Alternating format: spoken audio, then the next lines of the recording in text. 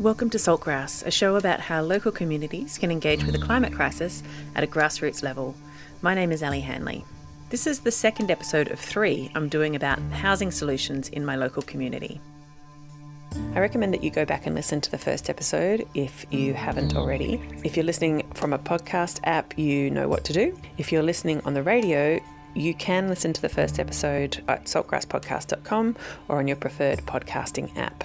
In summary though, in the last episode we heard how housing density and housing justice are both critical climate responses. We unpacked all of the various reasons why different people might find housing security elusive. We looked at who are at risk of housing insecurity in my local community and some of the organisations that are trying to help.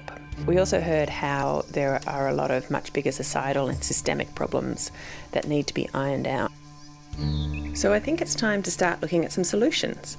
In this episode, I will introduce you to the 2 researchers from RMIT University who have instigated all of this discussion, and we will delve into what deliberative development and co-housing can look like, and why it might just be a good way forward for some people in the housing crisis. Then in the next episode, we'll hear about some other creative responses proposed for this community and by this community to meet our housing needs. As ever, I want to acknowledge that Saltgrass is produced on Jara country, the home of the Dja Dja Wurrung. They have been zero-waste ecosystem guardians and custodians of this land for countless generations and continue to lead the way and generously share their wisdom on how to live here better. I give thanks to them and honour Jandak, the country itself, and the Jara elders past and present. Always was and always will be Aboriginal land. Salt, salt, Salt of the earth. salt, salt, Salt. Grassroots. grassroots. Salt of the earth people. Grassroots change. Saltgrass.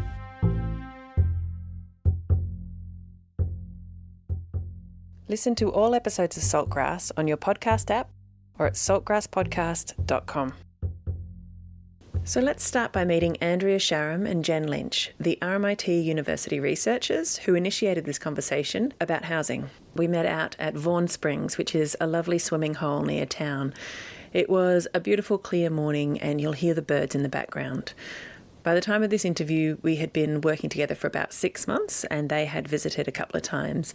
And once was to have a little tour of all of the deliberative development, co-housing or similar type of sites that already exist in Castlemaine. They may not have been called deliberative development when they were built, and some of them were built up to 20 years ago, but they share a lot of the principles.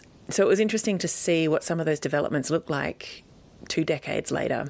It's been a funny kind of crash course for me talking to Andrea and Jen over the last 6 months, trying to get my head around all of the terminology and concepts of deliberative development and co-housing. And I'm still not sure I have it all straight, but how lucky am I to have had 2 university lecturers to graciously guide me through it and invite me to sit in for all of the conversations and help me get to know my own town better through this lens of housing security. I'm Andrea Sharam and I'm a senior lecturer in the School of Property Construction and Project Management at RMIT University.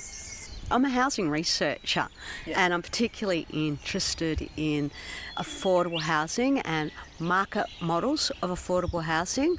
I'm not sure if I know what that means. Well, that's a good question to ask. I often try and listen and I'm like, okay, I don't want to sound dumb, but also I don't want my audience to feel dumb for not knowing what things mean. Yeah. And so I might as well ask the dumb question. Exactly. We're always like one of those people in a class, actually. So what I mean by affordable market housing is, so it's not going to be social housing. There won't be any kind of subsidy. Subsidies usually come from government to assist people. So really what I'm interested in, how can models that are purely market with no subsidy develop in Australia to service people who are struggling with the high housing prices? How can we get affordable housing for ordinary people on moderate incomes? I'm Jen Lynch. I'm a landscape architect and a lecturer in the School of Architecture and Urban Design at RMIT. And the research interest that exists in this project for me is sort of related to my interest in the commons in my work. And commons are sites or spaces that are collectively managed as a resource rather than owned by one individual or party. So they tend to lead to different values, different dynamics, different sensitivities, different processes behind them. So I'm really interested in spaces that start to operate as commons and how designers can start to shift people's understandings of the spaces that they live with in their everyday lives and support those types of commoning processes to take off.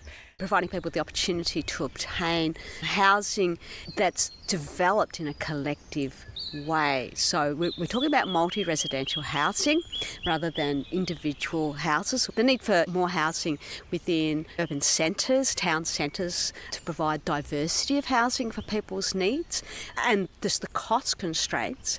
People have to reduce the housing consumption that they have, so it leads to multi-residential development. As individuals, there's very few individuals who have the kind of wealth necessary to go develop a block of flats.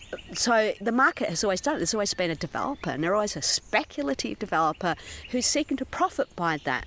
So what we're about is, what if groups of people who want a new home for themselves and for their friends get together with their friends and become the developer? So they develop it themselves. So they get the housing at cost, and then they also get the housing that they want within the financial constraints. So if you want lots of sustainability and you can afford it, that's what you have. If you want a common music room, for example, or a common guest room, you can have those things. These are all the things you won't get out of a speculative developer. If you have a group of people who come together to act collectively as the developer, there are a range of models people can choose. So the first decision is, what kind of model do you want? Is it just about creating housing, or are you also trying to create some community? And there's many models on this spectrum. These other ownership arrangements became of interest to me because they legally capture some of these other ways of relating to home ownership or to a community you might share a home to some degree with. There's a really specific form of housing crisis that we understand to characterize regional Victoria, and some of the things are an aging population that can't downsize, or younger people who do have income but aren't able to enter into the property market. So there's really specific puzzle pieces that could potentially start to be pooled. I guess it goes back to this idea of the commons. It's like there's actually these pieces that independently people aren't actually able to access the things that they need, but that sort of power and collectivizing and bringing resources that are individually held together could potentially unlock opportunities for groups if they did form and decide that they wanted to undertake one of these types of development together. So that was really the scope of this research. That was the interest in Castlemaine, identifying that potential was there, especially in a community like Castlemaine, where there's already a lot of engagement, already a really highly connected community, already some really progressive work happening, an active discussion around housing. Everything's sort of there. So the commoning here is that you have individuals that hold resources for a collective multi-unit development. We call it deliberative development, when a group of people come together to deliberately build something, a non-speculative development. So lots of people have bits of the puzzle. Some people have equity in the form of existing housing or land. Other people are actually industry professionals, whether they're architects or planners, or even if they work for a developer, for example, they have skills that they can bring, because knowledge is really powerful in this process. And some people have savings. Some people have quite good incomes, but they have no savings. As we know, it's quite difficult to save for a deposit because housing prices are so high. So people have these different resources that they could bring that individually can't get what they need. But actually, if they come together as a group, all the puzzle pieces could come together and they could have a project. Now, very commonly what people do is they come together, they form a company or a joint venture, and they develop the housing, and it becomes strata title, and everyone owns their own property, and then there is no future relationship between you except as an owner's corporation. So that's at one end of the spectrum.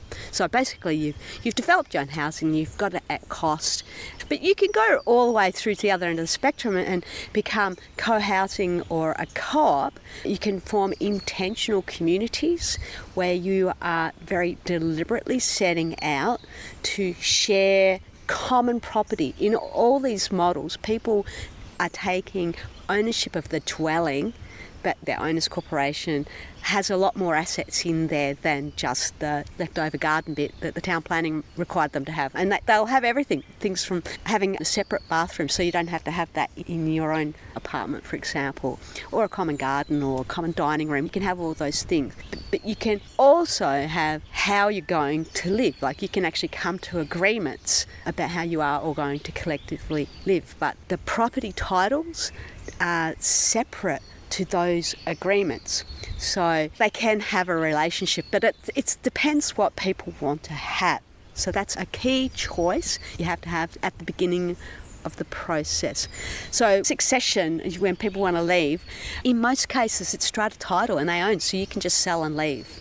The barest model, the rest of the people have absolutely no say in it whatsoever. But if you're in a co-housing or cooperative, there might be, but only might, not always. Urban Coop, for example, in Melbourne, it's what they call an open co-housing model. So people sell, they just leave, and new people come in, and everyone kind of hopes that they really want to be into co-housing. The night before we had this conversation was the presentation and workshop event that Jen and Andrea had organised, which was really the culmination of our 6 months of working together. They had invited deliberative development experts to come and speak to the local community, and then they had attendees break out into groups and workshop what different people might be able to bring to the table if they were to consider the potential of deliberative developments or co-housing locally. The first speaker of the night was Tim Riley, the founder and development director of Property Collectives, an advisory service that supports resident groups to co-develop multi-residential housing. After him, we heard from Jasmine Palmer, a housing researcher who is also a member of Urban Coop, which is a 29-household co-housing apartment project in Brunswick. Both of these presenters were from Melbourne and shared their experience of deliberative development projects that have been built, so it was great to hear those success stories. And then the third presentation that night was from a local group, WINK, which is Older Women in Co-Housing. And this is a deliberative development and co-housing project proposed for Castlemaine. The two women who presented for WINK on the night were Mary Faith Chenery and Anneke Deutsch. They are both founding members of the group. WINK is still in the early stages. They have purchased land, but they have not started construction. Because it's a local project, I took the opportunity of sitting down for a longer conversation with them a couple of weeks later, which I'll share with you after we hear from Tim and Jasmine. These three presenters were invited to share their stories, to support local people in understanding what deliberative development is and different formats that it can take, and also to explore how it might work locally. So first up, let's hear from Tim Riley and then Jasmine Palmer. So my name's Tim Riley and I started Property Collectives in 2010. It was 4 townhouses in North Melbourne. I just teamed up with my friend who's an architect. We thought we could do something like this and we ended up finishing it, which was good, with a couple of our other friends from uni days, and I'll explain a bit more about the model in a second. So we are developers and advisors, and we like to focus our time and our money on projects that we think are purposeful and have impact. There's a couple of parts to what we do. We provide advisory services, and we've been providing advice to local councils, state government, affordable housing groups like Mary Becker Affordable Housing, industry associations like CHIA, the peak body for the community housing organisations in Victoria, religious organisations, affordable housing providers and some long-term asset managers. But the big thing that we've been doing since 2010 is creating this model around building groups. We call it building groups. We've established 10 different collectives building 80 homes across Melbourne since 2010, and they've mostly been inner Melbourne, small infield sites. Most of them have been around 6 to 8 dwellings, but our largest project at the moment is in Eltham, and that's 21 homes, a co-housing project in Eltham. So all up, it's nearly about $100 million worth of property, and for the members in these collectives, we've delivered, or we're forecasting to deliver, around $9 million of savings to the members of these collectives, because it's a co-development model. So we're helping these groups come together and then co-develop the housing outcome that they want, and then delivering them their homes at cost. So I suppose the key difference with this model is that it's not speculative, it's deliberative.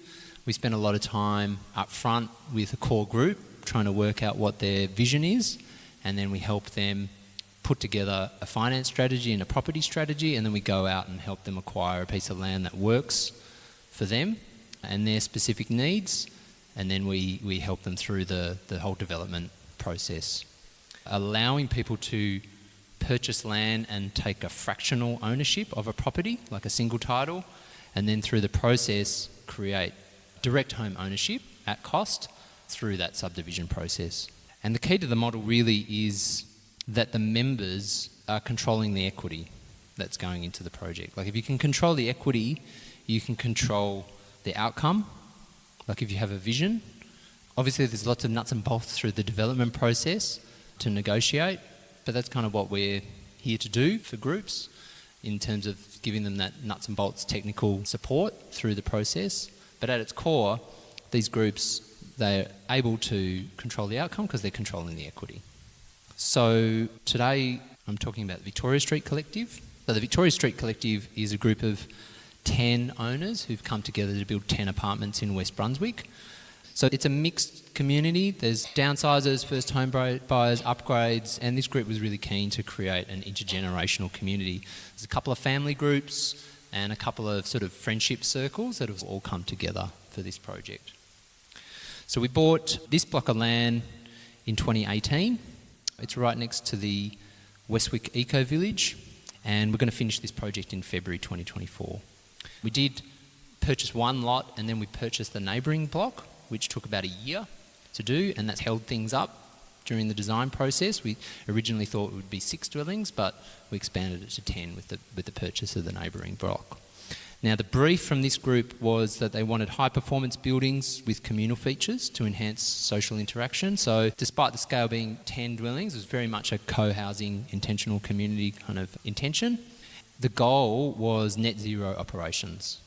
So from a design perspective, it was about designing them with passive house features, but the group, they didn't need the certification. You know, they just wanted really high-performing buildings, but didn't necessarily need the passive house. And the other part of the brief was they really wanted to keep this magnificent silky oak. So we appointed Zen architects who had good experience in delivering high-performing single homes, but not much multi-residential experience.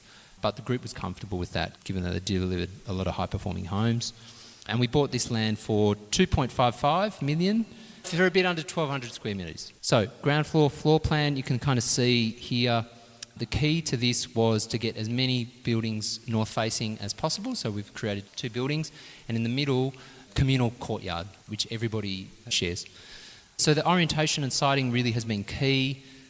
In terms of performance, we've achieved an average 8.7 NATHAS rating. We've got the highest performing homes at 9.2. We were lucky with council as well. They gave us dispensation on secluded private open space in acknowledgement for the fact that we were providing this big, generous communal courtyard, which was good. Construction-wise, we've made this out of blockwork, walls and concrete slab for the thermal performance. We've also got 32 kilowatt Illume SolShare solar PV system. We've got our solar hot water from Earthworker Co-op, and we've got heat recovery systems. So I think the thing to note here is this project wouldn't have been delivered by the speculative market. It's not affordable, but the vision, we're realising the vision of this group of people.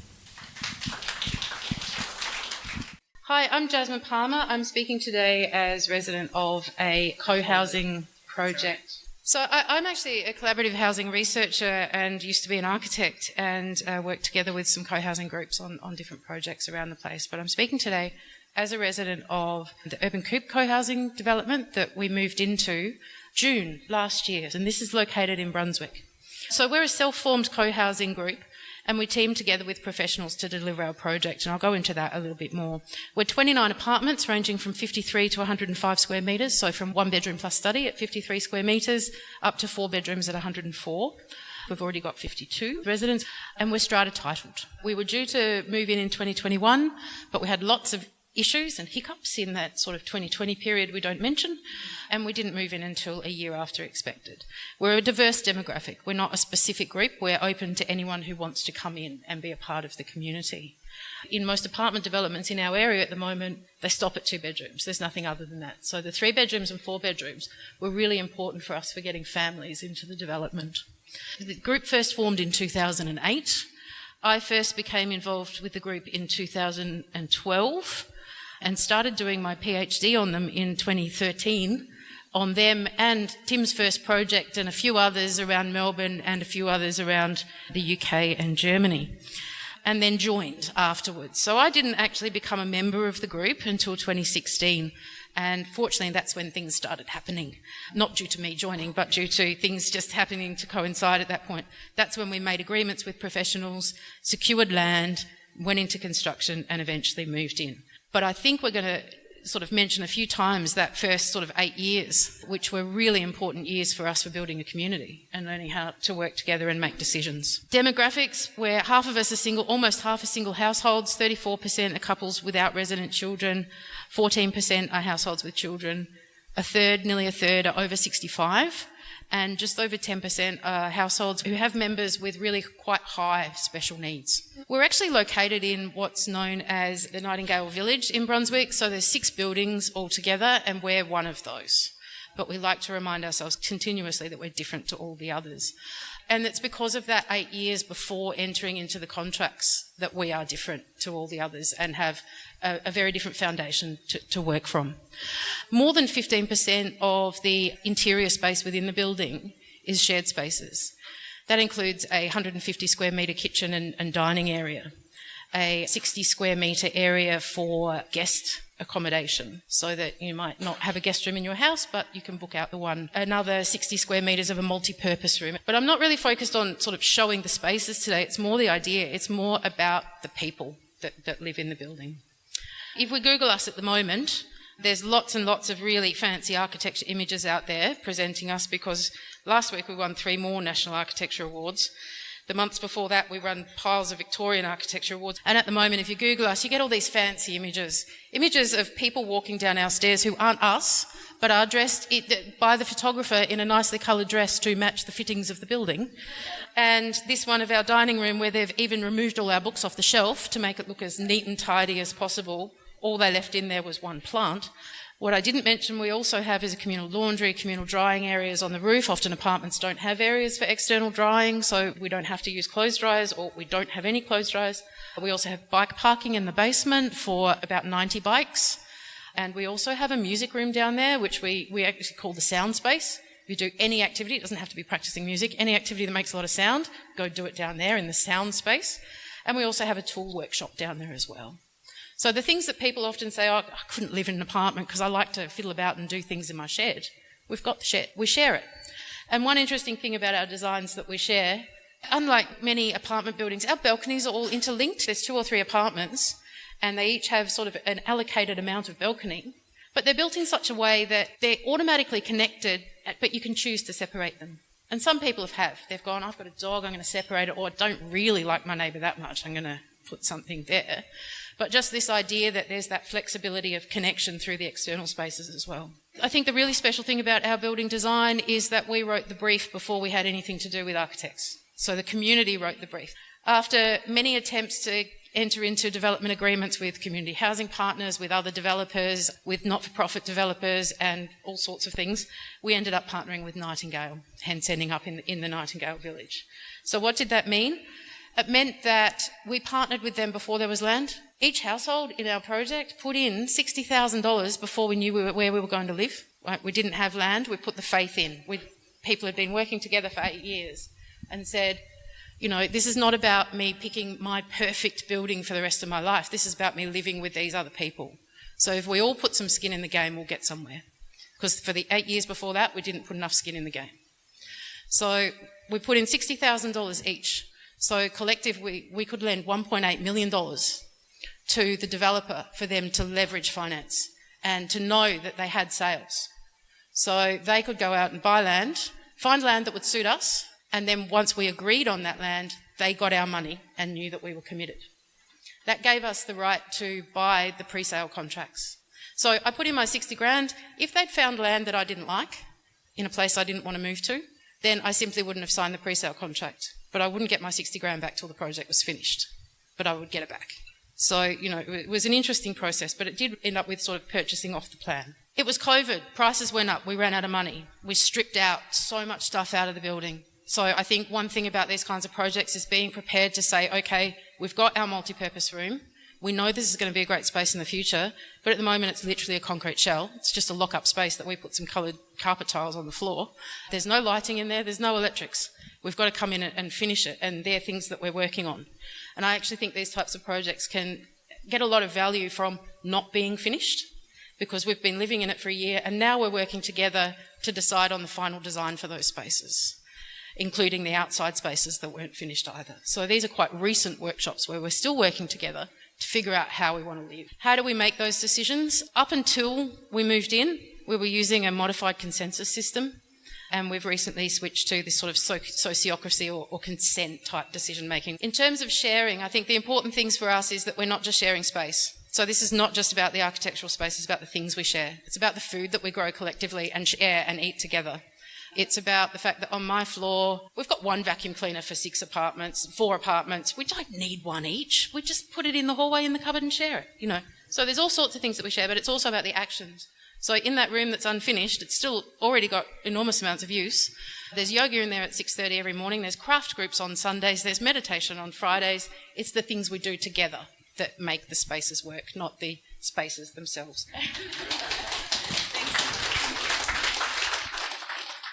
So as mentioned earlier, the third presentation of the night was from WINC, Older Women in Co-Housing. And instead of sharing what Mary Faith and Aniki said on the night, I took advantage of the fact that it was a local project, and I sat in on an info session they were running for prospective members several weeks later. I got to hear about the plans and the scope of the project, and I also heard questions from people interested in buying in, which was really interesting to hear. There was a lovely morning tea provided, and once most of the people had left, we had the space to sit down and have a chat about what WINC is and how it started. In terms of the need for housing, you've focused specifically on older women. Do you feel like it's a group that needs particular care or support in terms of having secure housing in old age? The fastest growing group of homeless people are women over the age of 55, and it's largely because the gendered nature of poverty, time out of the workforce, you know, the gender pay gap, low superannuation. So typically if there's a relationship breakdown, a woman might end up with half the value of a house, and then you get to age 60, 65, you can't borrow because you don't have the working years left to pay off a loan.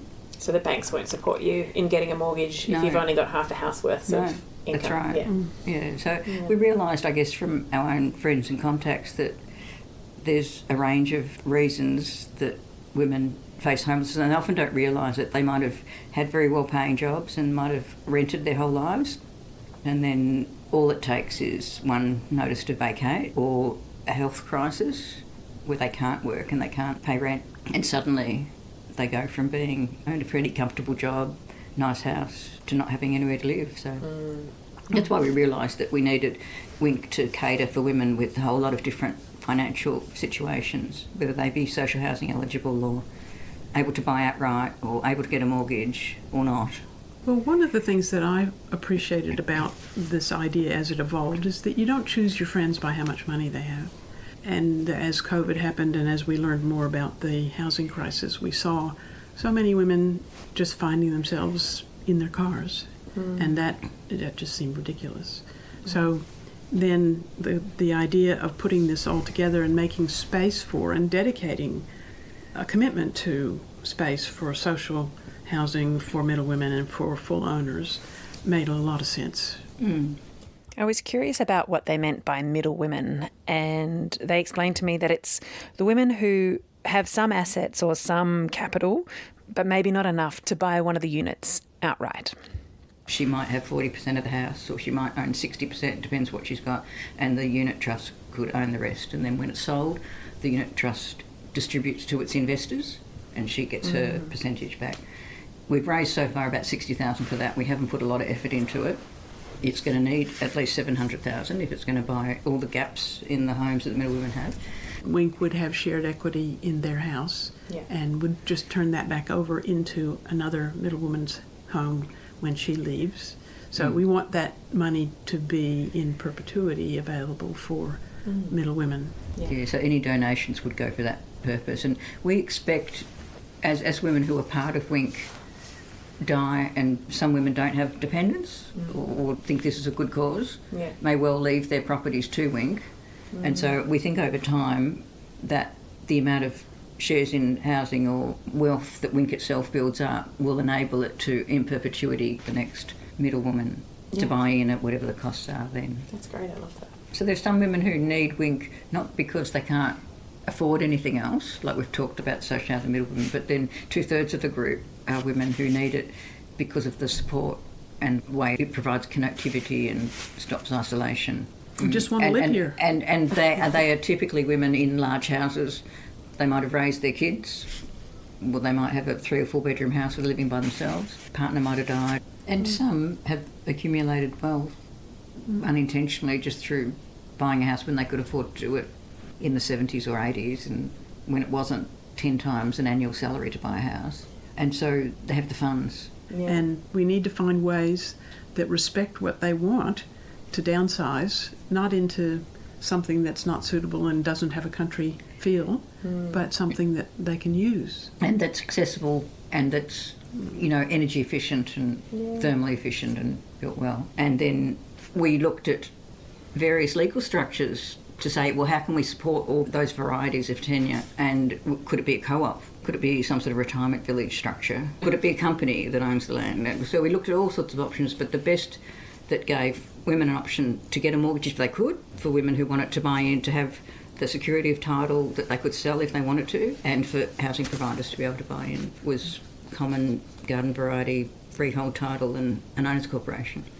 We have 3 key ideas that have guided us. One is sustainability in housing and accessibility to make sure that everyone can get to and from everything, and to design in such a way that people will run into each other in a casual sort of way so that community is built and fostered. Through incidental interactions. Yeah, so you're not forcing it. You're not crowbarring community. No. You've designed it so that it will happen organically. Yeah.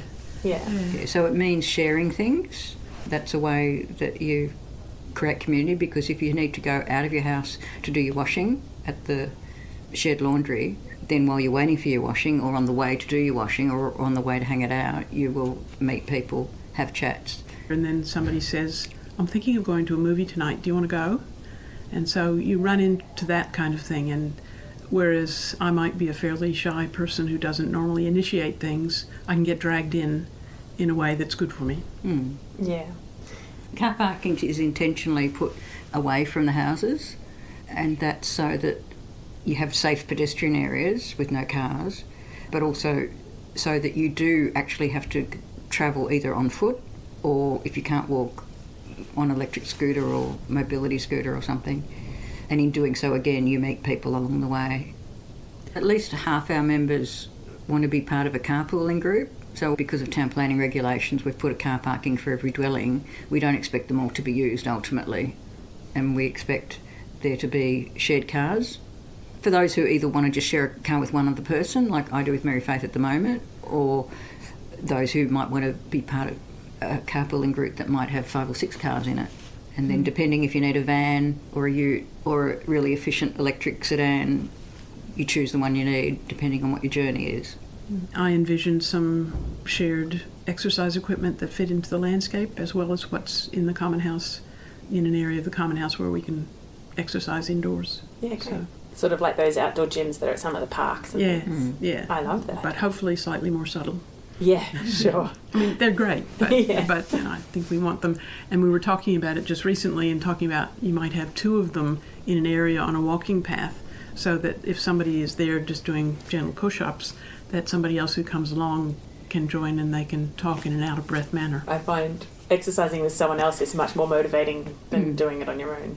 So coming back to your basic principles, you said sustainability was one of them. How does that happen in a building cooperative like this? Well, we're fairly committed to it. We're not registering for passive house design, but we're aiming for passive house level buildings, so very well insulated buildings, north facing glass, double glazed, with heat recovery ventilation systems, so you get fresh air in all the time, even if it's smoky or high pollen count days, and that cost very minimal to heat or cool.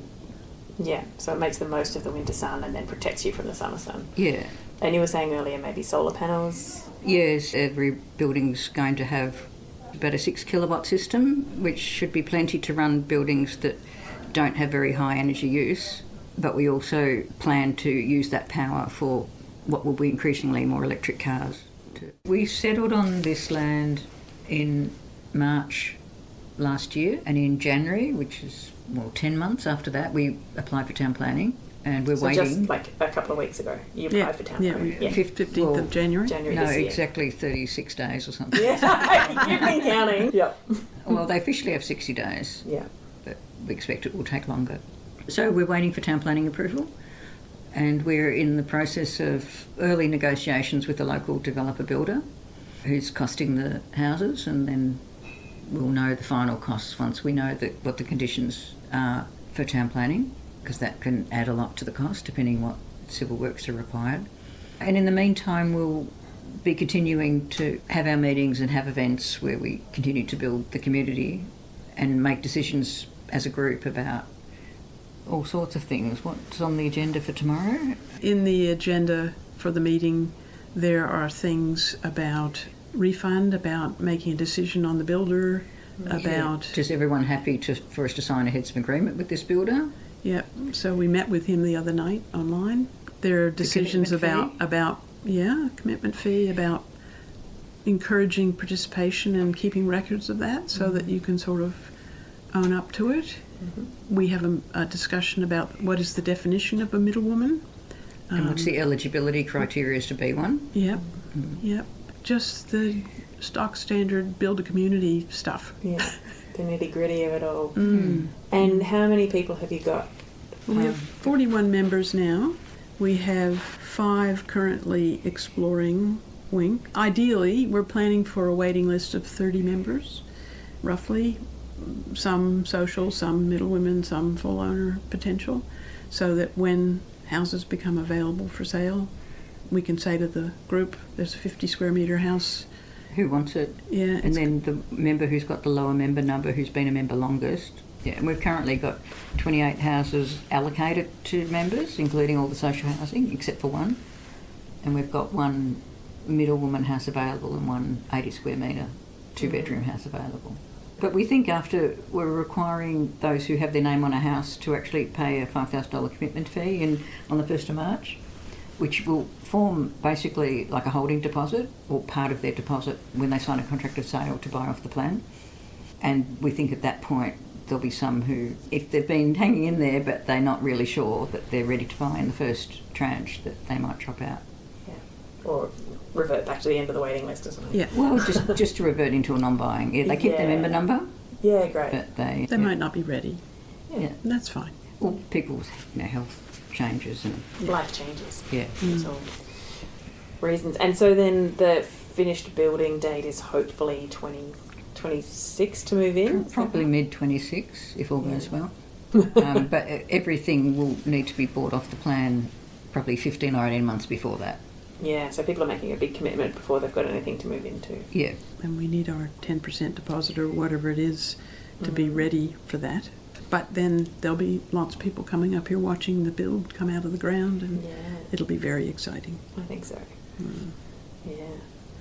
We do hope that this is a model for others, and we're happy to share what we've learned and what we've used and the procedures we've developed and all that stuff, so that somebody else can do it nearby or afar, because I really think that co-housing is a terrific form of community building and shared living. So Wink is really interesting because it's right on the cusp of being actualised, and this is of course quite a risky moment when people who have been saying that they'll put money in may not, but all goes according to plan. They'll get their permits from council and their investors will commit and building will start soon. And once it's been built, I think it will be much easier for them to find people to buy in and keep the ball rolling. So if we head back to the night of the workshop, the room had been really full, and from where I sat at the back, plugged into the sound system, it seemed really successful. But the next morning when I sat with Jen and Andrea out at Vaughan Springs, I asked them what they thought of the event, and especially the second half, the workshop component, which is where people were sharing ideas. What was your sense of how people were ready? Yeah, There was an energy level in the room. absolutely amazing. Like, people, they heard the presentations of how other people had done it, and they went straight into their little groups, and they got down to business. Yeah. They were ready. The hunger so palpable in the room, and people absolutely want to have a follow-up on that, and we're definitely discussing what we can provide outside the scope of the current research project. But personally, I've got a long-term commitment to this. It's kind of my activism, so we will definitely be having conversation of what resources we can bring to these groups. And for me, that's about what is development. Development 101, Development Finance 101, they're critical knowledge sets that groups need to have. So I'll be keen to try and get some kind of training for that to happen. That's in a context of, all right, so you think you have a group that might be forming. There's a lot more around the visioning, and then there's the moment where people sit down together, and this is what we did last night on a kind of very preliminary basis. A group sits down together and they have to have a very serious conversation about what each party will bring to it. Like, how much money have you got? That question has All those impolite questions that you would never... Yeah, and this is a challenge for our culture, where we don't talk about money, but the money conversation must happen up front. People need to be brutally honest about what they can contribute. Everyone needs to understand the risks that are involved. One of the risks that are involved in doing this, of course, is when costs during construction start to escalate beyond what people thought they were going to have to put in. In the current era, everything's going up in terms of construction, and there's delays. So in the current era, you have to have a big contingency factor. So if you bought a speculative apartment, you're protected from that. There's different professionals for different parts of it. So that thing about forming a group and what your values are, I think there's people who can facilitate those conversations. And again, it depends on what you're actually aspiring to. If all you're wanting to do is get the housing out of it and have your strata title, and you don't necessarily want to talk to anyone else ever again, that's much simpler. But there still needs to be a vision and aspirations, and all that still needs to be worked out. But there is a need for speed, because you need everyone on the same page at the same time to make the commitment at the same time. Once you're at that point, you want everything to move as fast as you can. To me, the biggest step, or the most dramatic step in which Asma presented, was actually that moment where everybody contributed $60,000. It was such a big commitment, because I'm like, that to me feels like it would have been the most challenging thing to do, because like you said, everybody has to be in alignment. There's such an instinct that's maybe culturally built in around the way we relate to home, which is, I want this kind of security, I want this dream, I want this fantasy. And so it's, I guess, getting everybody lined up on that same page where they're willing to coordinate and co-commit is like, to me, that seemed like it would have been a really big challenge. That to me is the most unimaginable part, is that big shift in understanding and that sort of buy-in and commitment. Yeah. Because like you said, then all of a sudden things shift out of alignment very quickly, like within a year, within 3 years. Yeah, life happens. Yeah. Sure does. That's a key risk in this model, but the model can deliver so much for people that for some people it's absolutely worth the commitment and the risks of going through with it. Yeah. And for a regional centre where the lack of housing diversity is quite problematic, this is a way of getting that kind of diversity. There is a need for smaller units that are accessible, for example, so that there would be very little fully accessible accommodation here. So it's the opportunity to create the housing that's actually needed. I guess being part of a commons, I think that people know how to be with each other. There's things that happen, decisions get made collectively and resources get pooled, and there's this active co-creation in an ongoing sense of the space. that's shared. But I guess the difference with this is that the risks are so much higher, and what people are investing in them is so much more significant, and the timeframes are longer term. And contractually, Totally, yes. have to commit. So you have to figure out how to translate these things that might occur in a lower stakes environment quite organically. I think that process of formalizing them is probably the big challenge. Yeah, the visioning process is the fun part of this process. You get together and talk about what you could have. It's such an exciting thing to do.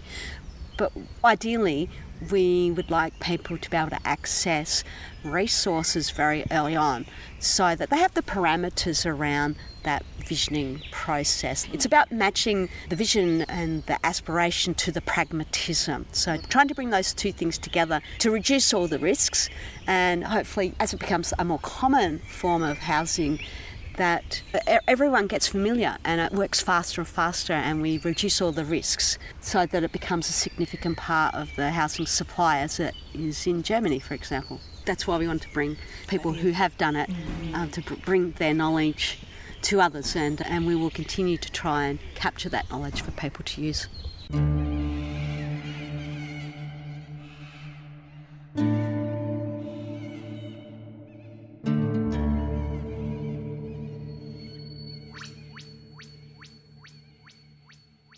So obviously deliberative development and co-housing will not be for everyone.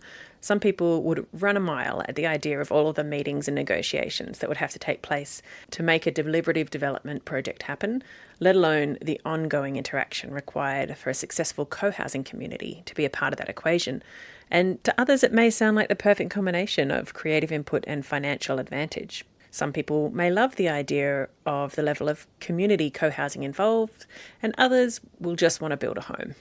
And of course, many wouldn't be able to buy into a project even if it is reduced in cost compared to similar projects created by commercial developers. Not to mention the fact that, as you've heard, deliberative development can take years to make it happen.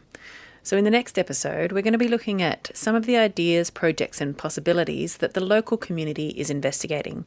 Some of them are quite similar to deliberative development in terms of the need they're serving in the community of constructing smaller dwellings that are accessible and safe and more affordable. And others are creative solutions that will hopefully help people get homed more quickly. So stay tuned for that. If any part of the conversation today caught your attention, there are links and notes about the show on the episode page on the Saltgrass website. Don't forget to get your Saltgrass ethical t-shirts from the merch shop. There are new designs all the time. For those of you listening on the radio, please note that you can listen to all episodes of Saltgrass, including the 2 episodes around housing on either side of this episode, on your preferred podcasting app or at saltgrasspodcast.com. You can follow us on all the socials, and you can subscribe to our email list to get reminders and updates about the show. This program was made possible with support from Main FM and the Community Broadcasting Foundation. Find out more at cbf.org.au. These 3 episodes and the research of Jen and Andrea was supported by RMIT University's Strategic Impact Fund, which supports interdisciplinary research translation through projects that bring together RMIT researchers, industry and community. My name is Ellie Hanley. Thanks for listening. Salt of the earth. Salt. Grassroots.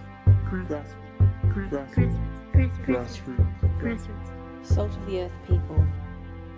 Grassroots change. Saltgrass.